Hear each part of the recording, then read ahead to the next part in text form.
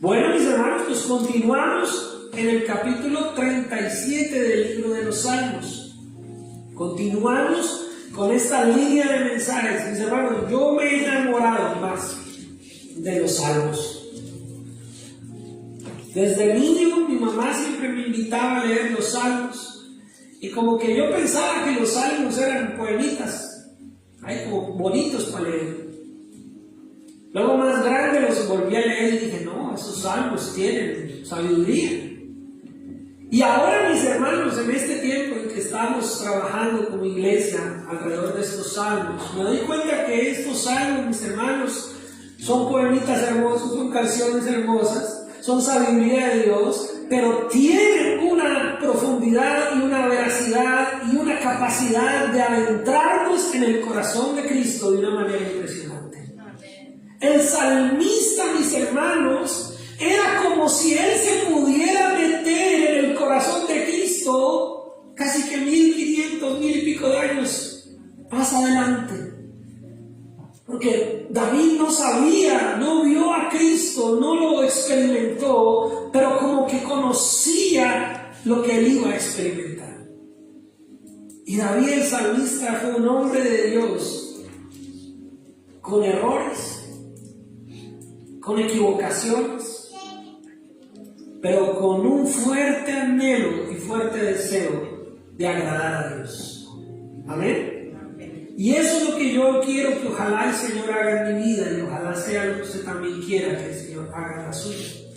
Y vimos en el domingo anterior cómo el Señor, el Dios Todopoderoso, Él nos sustenta, nos ayuda, nos fortalece. Y hoy, mis hermanos, no es la excepción, porque el mensaje de hoy se titula precisamente así: mi sustentador. Él es nuestro soporte y Él es nuestro sustentador. Y quiero que iniciemos en el versículo 25, Salmos capítulo 37, versículo 25. Y tal vez los jóvenes dicen, no, pero yo todavía no puedo leer eso. Pero un día, si Dios se lo permite, lo va a leer y lo va a entender. Pero dice la palabra del Señor: joven fui y he envejecido, y no he visto justo desamparado, ni su descendencia que mendigue pan. Un versículo que no sabemos. Por lo menos si usted ya tiene un cierto tiempo de caminar en la vida cristiana, usted muy seguramente ya ha escuchado ese versículo. Es más, hay gente que se lo sabe y no sabe dónde está, no sabe si es un salmo, si es un proverbio, pero lo ha escuchado. Bueno, hoy sabemos que está en el capítulo 37 de los Salmos, en el versículo 25. Y lo que está diciendo el salmista es: yo fui joven, yo fui un niño, yo caminé, yo crecí, yo llegué a una edad adulta y ahora ¿qué? Envejecido. Quiere decir que el salmista está diciendo: yo he estado caminando con Dios desde muy pequeño. ¿Quién era David cuando pequeño? Era el octavo hijo de una familia que se dedicaba a la crianza de ovejas. ¿Sí? Algunos de los historiadores o algunas de las personas que conocen un poco más a profundidad se dice, porque se especula, no hay una severidad, no hay una seguridad de lo que le voy a decir, pero se especula que David no era hijo del matrimonio básico. Pareciera, según algunos salmos y algunos estudios, que David era como un hijo que no había sido hecho dentro del matrimonio, como que fue el desliz de pronto del papá, o con una concubina, o con algo. Lo dicen porque cuando Samuel va a visitar la casa de David, a ungir al futuro rey de Israel, y dice: tráiganme sus hijos, no lo traen a él. Es posible que David, en uno de sus salmos que dice que en pecado me concibió mi madre, está hablando de que tal vez su nacimiento no fue muy bien visto en la sociedad. Y cuando David estaba pastoreando las ovejitas y Samuel llega a la casa, el padre de familia dice: aquí están mis hijos, pero no estaba David. Como dice, si van a ungir al rey de Israel tiene que ser uno de mis hijos que nació dentro del hogar. Pero David era el menor de sus hermanos, y sea cierta o no sea cierta esta especulación de la historia de David, como sea que sea, él mantenía buscando agradar a Dios desde su niñez, independientemente de su realidad de vida. Amén. David estaba pastoreando las ovejas, pero mientras las pastoreaba, ¿qué hacía David? Se sentaba a pastorear, las cuidaba y tocaba la arpa. Y cantaba canciones al Señor. Oiga, a mí me emociona cuando a veces veo a los niños acá, pequeñitos, 3, 4 años, 2 años, aún de bracitos, muchos que empiezan la alabanza y quieren cantar. Y cantan desde pequeñitos, y se paran en las bancas y cantan. Y se emocionan. Pero van creciendo y como que se va diluyendo eso. Como que van perdiendo eso. Y parte de responsabilidad de nosotros como adultos. Que no les cultivamos ese deseo. Que no les ayudamos en ese proceso. Pero el asunto es que David fue ese joven que pudo trascender de su niñez a su adolescencia, a su juventud, y seguía enamorado de Dios. Oiga, David lo mandaron de mandadero. Vaya, llévele estos quesos y estos a sus hermanos que están allá en la guerra. Oiga, no fue tenido en cuenta para ir y ponerse allá al frente porque era un muchacho, era un joven. Y cuando llegó allá, fue el único que tuvo celo por la santidad del nombre de Jehová, que estaba siendo irrespetado por los filisteos. Fue el único que le ardió su corazón cuando ese gigante se levanta y empieza a humillar a todo el pueblo y el ejército de Israel. Fue un joven enamorado, apasionado por Dios. De los jóvenes y jovencitas que están en este momento aquí, ¿será que hay alguno de ustedes así? Yo oro porque los niños, los jóvenes, el Señor despierte en ellos un deseo, un fuerte deseo, una fuerte pasión por el Evangelio, por Cristo. Porque yo me identifico un poquito, tal vez no le doy ni a los tobillos al David de la historia, pero yo me identifico un poquito con este David, porque yo también fui joven, aunque no parezca, sí también fui joven. Y crecí dentro de la iglesia, mis hermanos. Y claro, he fallado, he pecado, he cometido muchas cosas de las cuales no me siento orgulloso. Pero toda mi vida he estado en el caminar cristiano. Y en esa etapa de juventud me apasionaba estar en la iglesia. Me enamoraba yo de poder servir y servir ignorantemente, y cometí muchos errores y hice muchas cosas mal sirviendo al Señor. Pero mi mente y mi corazón estaba dispuesta a decirle: Señor, aquí estoy. Y crecí con una población de jóvenes igual de apasionados. Y hoy muchos de esos jóvenes que están igual de viejos que yo hoy son pastores, son líderes, hombres de familia. Conocí a mi esposa en esa tanda de juventud. Ella hacía parte de un grupo por allá de jóvenes y yo de otro, porque era una iglesia muy grande. Pero el Señor nos juntó. Y apasionado por el Señor desde joven, mis hermanos, Dios me dio una esposa, me dio una familia. Y dentro de ese caminar puedo yo decir: joven fui y he envejecido, mis hermanos, y yo mismo pasé necesidades. Y vi a otros pasar necesidades. Pero también puedo decir: y no he visto justo desamparado, ni su descendencia que mendigue pan. Con mi familia, con mi mamá, con mi hermano, pasamos las duras y las maduras allá en mi ciudad de Bogotá. Años, no le estoy diciendo días, años muy difíciles. Pero nunca nos acostamos sin un bocado en la boca. Y Dios siempre nos sustentó. Y ya casados con mi esposa hemos pasado momentos difíciles. Abandonamos todo allá en Colombia y nos vinimos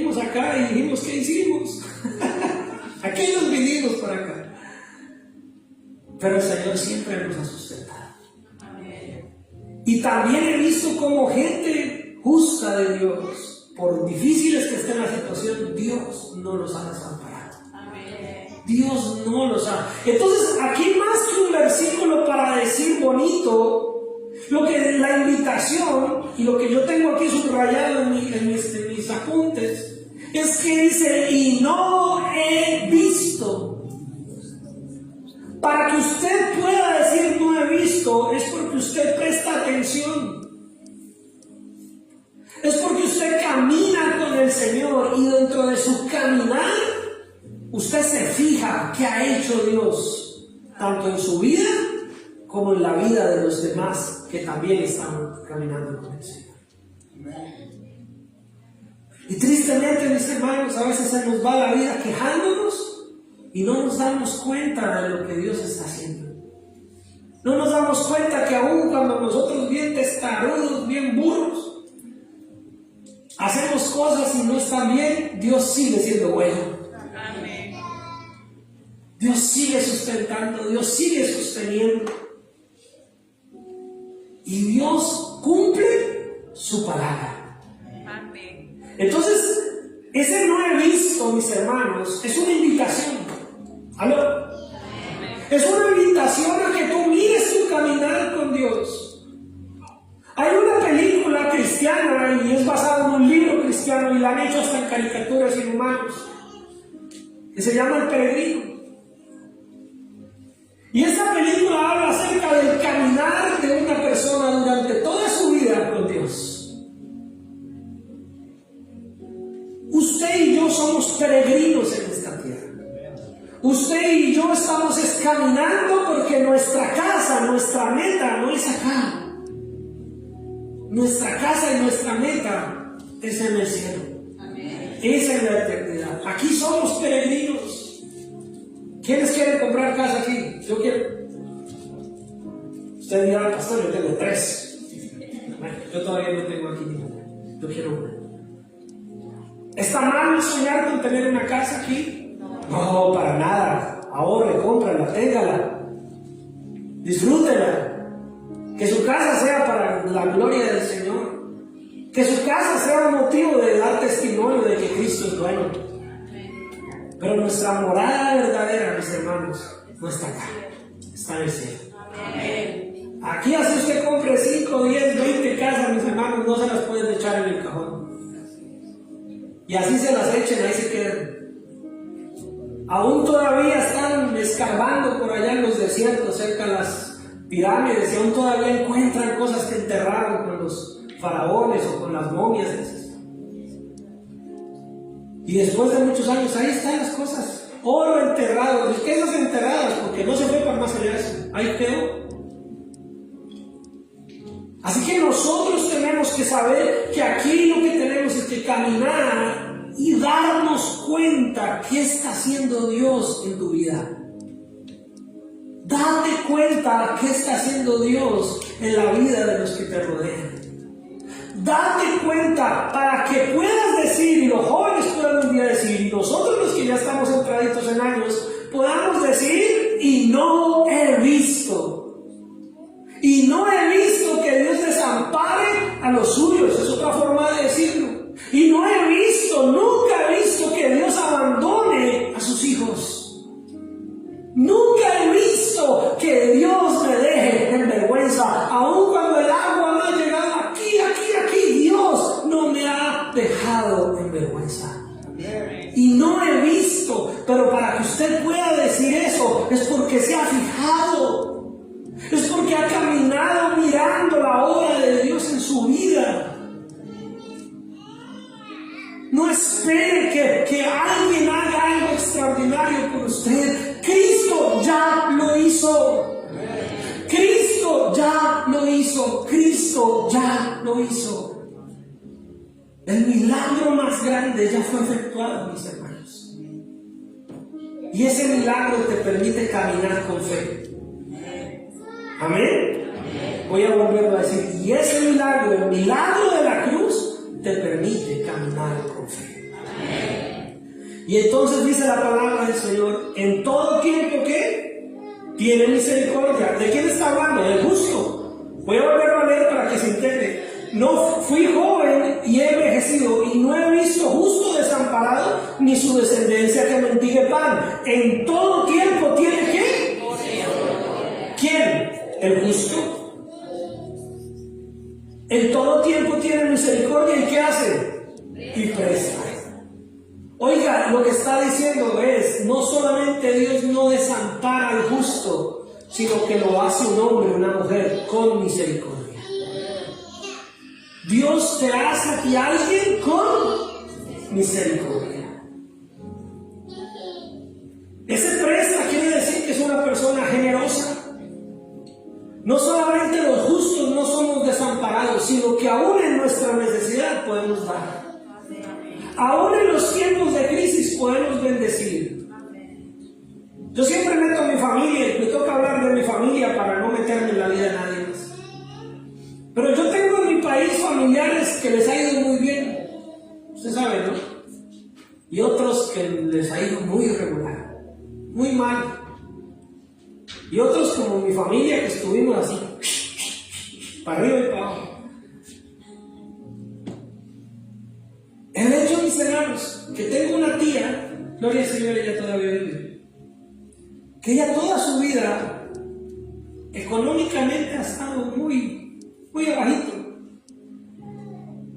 pero ella en su necesidad siempre tiene que dar.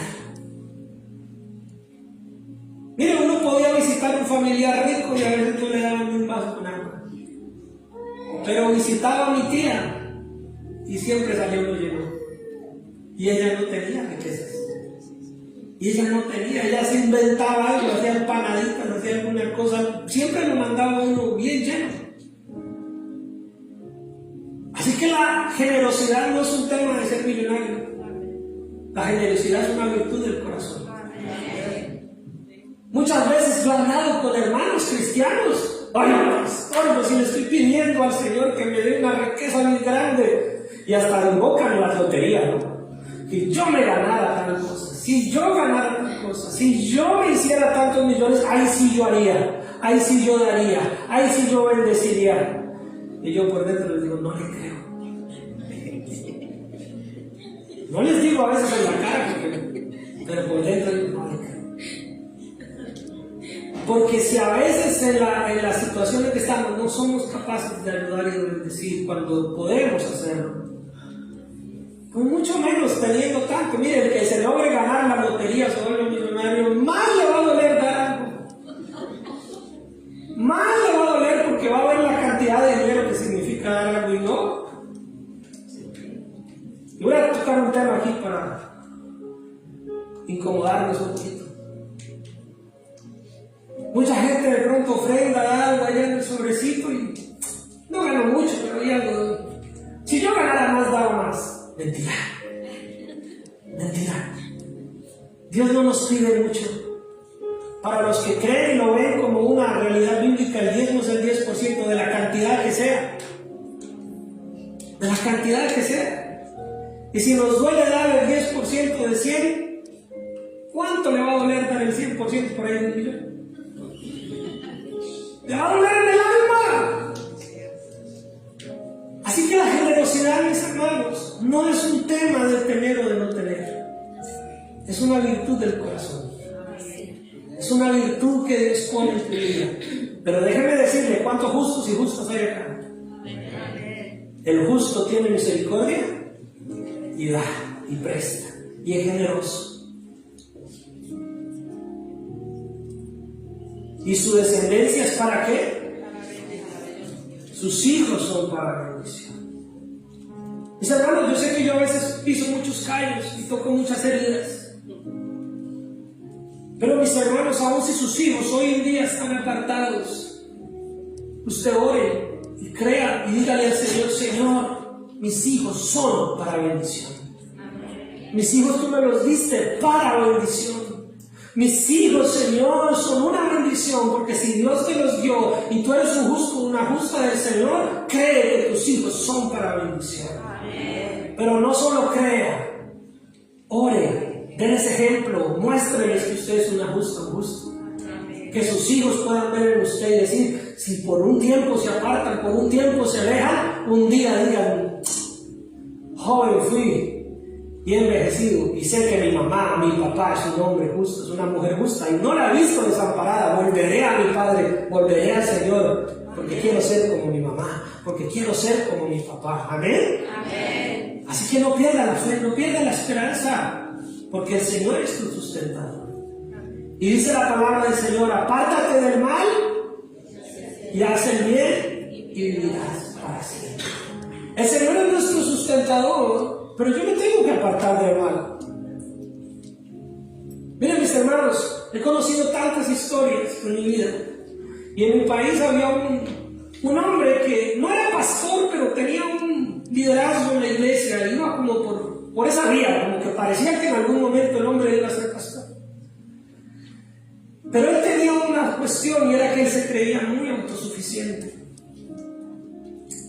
Y aún el Señor mandaba a sus discípulos de 2 en 2, y aún el Señor en la iglesia nos pone bajo una cobertura de autoridad para hacer las cosas en orden. Dios es un Dios de orden, amén.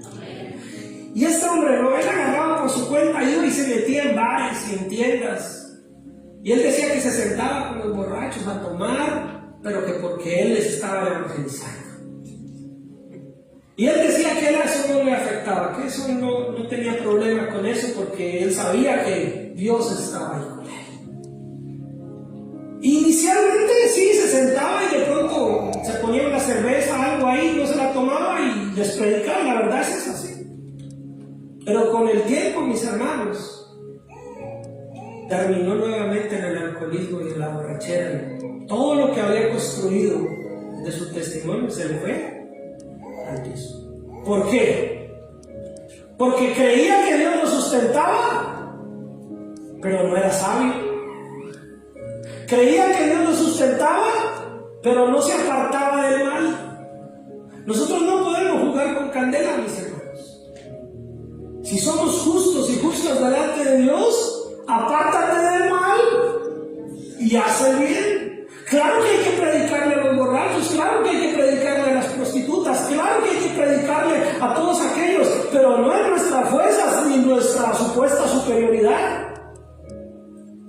Tenemos que hacerlo en sabiduría. Si vamos a predicarle a los borrachos, esperemos que se les pague la borrachera. Si vamos a predicarle a las prostitutas, no se vaya a medianoche solo. Váyase con un grupo de mujeres de Dios y cójalas en otro momento, en otro espacio.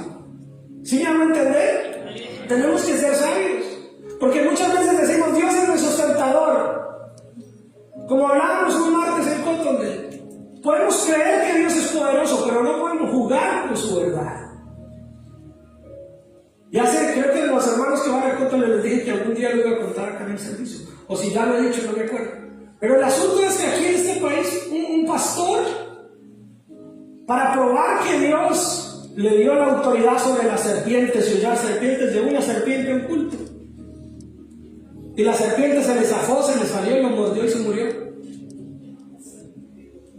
¿Acaso para eso es que Dios dice que Dios nos dio la capacidad de hollar serpientes? No. Es porque si usted de verdad está por allá predicando el evangelio en una selva y sin usted mandársele a las serpientes una viene y lo pica de Dios, estará que no se muera. Pero no es porque usted coja la serpiente y diga, pícame, que yo soy. No. Entonces nosotros como cristianos entendemos que Dios es nuestro sustentador, pero debemos ser sabios, apartarnos del mal y hacer el bien. No podemos jugar con el fuego. No podemos creernos superiores al poder de Dios. Tenemos que siempre ser dependientes del Señor. Amén. Y dice, porque Jehová ama ¿qué? ¿Qué es lo que Jehová ama? Yo quiero que usted esté conmigo en la lectura. ¿Qué es lo que Jehová ama? La rectitud. Dios ama la rectitud. Dios ama la integridad. Es otra forma de llamar a la rectitud. Dios ama, mis hermanos, la justicia. Yo toco temas naturales y a veces son los que incomodan, porque si yo les hablo solo de lo superficial y de lo super espiritual, nadie se incomoda. Pero yo le hablo, mis hermanos, de que si usted es patrón, jefe, dueño de negocio, negocio y usted le paga a sus empleados. Y les tiene que pagar en una fecha específica y le paga 2, 3 días después porque les duele pagarle. Y a usted ya le pagaron, usted no les paga. Y a usted de pronto le pagaron para que les pagara 15 la hora y usted les da 11. El empleado, pronto, por necesidad que hace, se aguanta. Pero Dios sabe si eso fue correcto o no fue correcto. Amén. Dios conoce. ¿Y Dios qué ama? Dios qué ama. La rectitud, la integridad. Dios conoce nuestros corazones. Y entonces dice, apártate del mal y haz el bien y vivirás para siempre, porque Jehová ama la rectitud y no desampara a sus santos. Para siempre serán guardados, mas la descendencia de los impíos será ¿qué? Destruida. Los justos heredarán la tierra y vivirán para siempre sobre ella. Y llegamos a otro punto aquí para estremecernos. ¿Y qué dice? La boca de los justos ¿qué? Habla sabiduría. ¿Y su lengua habla qué? Enseñar a diferenciar entre lo bueno y lo malo es hablar con justicia, mis hermanos. Y aquí me meto con nosotros como padres. Yo soy padre también. Aquí me meto con nosotros como abuelos. Aquí me meto con nosotros como tíos. Si usted es un tío, una tía, un abuelo, una abuela justa, cristiana, un papá, una mamá cristiano, aquí Dios nos está hablando. Nosotros, nuestra lengua con nuestros hijos tiene que hablar con justicia. Y hablar con justicia es enseñarles a diferenciar lo bueno de lo malo. Es enseñarles el camino del bien y mostrarles que hay un camino del mal que deben evitar. No es solamente gritarlos sin decirles, eso es del diablo, eso no lo hagas. Muéstrales por qué. Enséñales por qué. Cuéntale tu vida, cuéntale tu historia. Cuéntale tu juventud. Coméntale tus errores, obviamente con sabiduría, pero muéstrale tus equivocaciones y la consecuencia de tus errores. Háblales con justicia. Háblales con misericordia, porque nuestros hijos aprenden más de nuestro ejemplo que de nuestras palabras. Pero igual tenemos que darles palabras, ¿verdad? Entonces la palabra del Señor dice que la boca del justo habla ¿qué? Y su lengua habla justicia. Bueno, yo lo estoy aplicando en nuestro hogar, pero eso aplica en todo lado. Eso aplica en todo lugar. Dice, ¿y la ley de Dios está dónde? ¿De quién estamos hablando? Del justo, de los justos. Aquí estamos justos, ¿verdad? Justos y justas. ¿Dónde debe estar la ley de Dios? Quiere decir su palabra. Para nosotros hoy su palabra. Para el pueblo judío y para la época en que se escribió esto se refería a la ley, al Pentateuco. Pero para nosotros hoy es toda la escritura. Toda la escritura de Dios debe estar ¿dónde? En tu corazón. La pregunta es ¿cómo va a estar en tu corazón si no la buscas? Si no la lees, si no la escudriñas, si no la escuchas. La ley de Jehová está en su corazón, por tanto sus pies no resbalarán. Miren mis hermanos, la palabra de Dios es la profecía de Dios para nosotros. ¿Amén? Amén. ¿Sí lo creen o no lo creen? Amén. Mis hermanos, la palabra del Señor, la profecía de Dios es condicional a nuestra obediencia. La palabra del Señor dice, la ley de su Dios está ¿dónde? Por tanto, sus pies no resbalarán, quiere decir, no cederemos a la tentación, no caeremos en pecado, no hacemos cosas fuera de la voluntad de Dios. Mucha gente vive muy como que desanimada con la vida cristiana porque sienten que dan un paso para adelante y 3 para atrás. Porque sienten que ser obediente a Dios es muy difícil, pastor. Bueno, pastor, todas esas prohibiciones, que no vaya, que no baile, que no tome, que no fume. ¿Quién dijo que eso es ser cristiano? cristiano es enamorarte de Dios y guardar su palabra en tu corazón. Porque si te enamoras de Dios, esas prohibiciones ni te las necesitas, porque no hacen parte de tu necesidad. No hacen parte de tu necesidad. O sea, a mí alguien me dice, pastor, fúmese esto. Yo le digo, no. ¿Por qué? ¿No se lo prohíben por ser pastor? No, porque no lo necesito. Porque eso no me satisface. Porque eso no hace parte de mi vida. Porque yo ya no necesito y nunca voy a necesitar eso. Porque mi aliento, mi respirar es Cristo Jesús. Entonces ya no necesito que lo prohíban o lo permitan. Podría aparecer un ángel y escribir en la escritura permitido fumar. Yo no lo necesito. Yo no dependo de eso. Así que no, vivir la vida cristiana no es complicado si la ley de Dios y su palabra está en tu corazón. Porque si está en tu corazón anhela agradar a Dios. Tu corazón anhela hacer su voluntad. No estoy diciendo que no tengamos tentaciones. No estoy diciendo que cada uno no tiene sus áreas difíciles. Pero lo que estoy diciendo es que si tienes a Cristo y tienes su palabra en tu corazón, dice su palabra, tus pies ¿qué? No resbalarán. Otra cita bíblica que tal vez la veamos más adelante dice: ¿con qué guardará el joven su camino? Con guardar su palabra. Los jóvenes y las jovencitas que están hoy aquí entre nosotros, ¿cómo vas a vivir una vida y no resbalar? Guarda tu palabra, guarda la palabra de Dios en tu corazón. Mujeres, ¿cómo van a vivir ustedes una vida y no resbalar? Teniendo la palabra en tu corazón. Varones, ¿cómo vamos a caminar en esta vida sin resbalar? Guardando la palabra en tu corazón. ¿Y sabe cuándo resbalamos? Cuando la descuidamos. ¿Sabe cuándo resbalamos? Cuando la menospreciamos. Ay, pastor, eso yo ya me lo sé. Y te lo sabes, pero lo tienes en tu corazón. Alguna vez yo joven me invitaron a preparar una palabra, un mensaje para un grupo.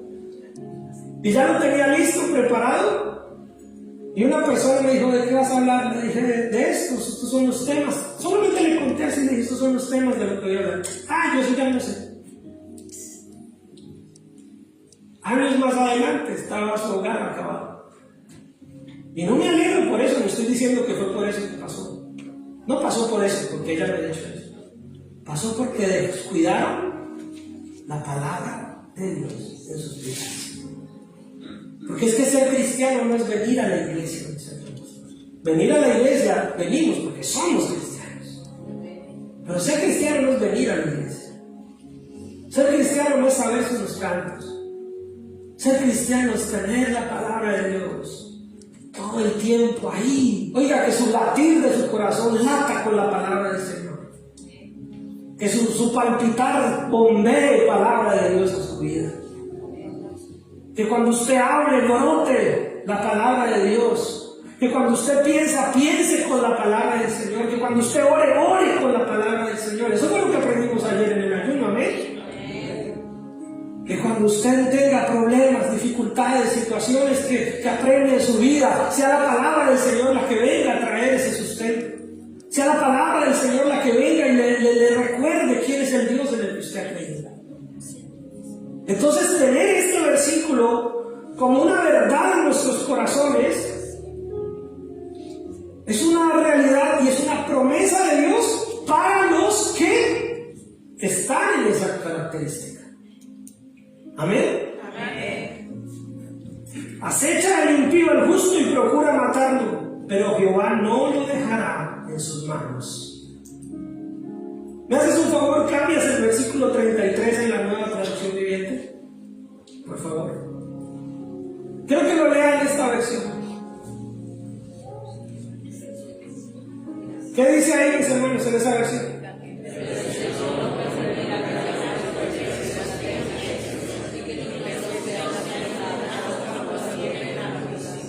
Me encanta cómo está la Nueva Traducción Viviente, mis hermanos. Porque Él está diciendo, puede que a usted el enemigo le quiera procurar hacerle daño. Puede que en este mundo, mis hermanos, el enemigo se levante en contra nuestra. Puede que las circunstancias a veces pareciera que como que todo se nos vino en nuestra contra. Pero el Señor no permitirá que los perversos tengan éxito. Y dice la palabra, ni que los justos sean condenados cuando los lleven a juicio. Mis hermanos, nuestra integridad no es para agradar a este mundo. Nuestra integridad es para que un día, cuando llegue ese día del juicio final, hermanos, yo predico con eso. Nuestra integridad y nuestra santidad es para que cuando llegue el día que tengamos que comparecer ante el juicio santo de nuestro Señor, no seamos condenados, sino que el Señor diga, ellos son mis hijos, ellos son mis justos, yo pagué un precio por ellos, ellos creyeron en mí y todos sus pecados, todas sus cosas están perdonadas. Caminaron en integridad, vivieron creyendo en mi palabra, guardaron su palabra en mi corazón y yo no los dejé resbalar. Y yo no dejé que fueran avergonzados y su descendencia ha sido de bendición. Versículo 34, ya estamos cerca del final. Espera en Jehová y guarda su camino, y Él te exaltará para heredar la tierra. Cuando sean destruidos los pecadores, ¿cuándo? Lo verás. Mis hermanos, hay cosas que no veremos en esta vida cumplidas, pero que lo veremos, lo veremos. Hay cosas que aquí no vamos a ver solucionadas. Abraham, mis hermanos, ¿vio el cumplimiento total de su promesa? No. En vida no la vio, pero se cumplió. Y un día él se dará cuenta que la promesa de Dios, que le hizo mirar las estrellas y contarlas, que le hizo mirar las arenas del desierto y contarlas, y él no lo había cumplido con sus ojos físicos aquí en la tierra, pero en la eternidad lo ha visto. Y usted y yo somos parte de esa promesa. Amén. Así que un día lo veremos, mis hermanos. Vi yo al impío sumamente enaltecido y que se extendía como laurel verde, pero él pasó y aquí ya no estaba. Lo busqué y no fue hallado. Considera al íntegro y mira al justo, porque hay un final dichoso para el hombre de paz. Cuando dice considera, vuelve a poner la nueva traducción viviente el 37. Cuando dice considera, dice, miren a los que son buenos y honestos, porque los que aman la paz les espera un futuro maravilloso. El Salmo 37 inició diciendo, no te inquietes, porque los malos prosperan. No tengas envidia de los que hacen lo malo. Y aquí vuelve el Señor, dice, en lugar de estar mirando el que hace el injusto, estar mirando qué hace el malvado, qué hace el perverso, cómo prospera el que hace los negocios turbios, en lugar de estarnos, ay, mire cómo le va de bien a fulano de tal, que no busca de Dios, que es malo, que es esto, en lugar de lo que el Señor dice, pon tu mirada en otros justos. Mirémonos entre nosotros, veamos virtud entre nosotros. Mira a tu hermano, mira a tu hermana y encuentra algo digno de imitar. Encuentra algo digno de exaltar. Y dice, mira a los que son buenos y honestos, porque a los que aman la paz les espera un futuro maravilloso. Mas los transgresores serán todos a una destruidos. La posteridad de los impíos será extinguido. Póngase en pie, mi hermano, y terminamos. Póngase en pie.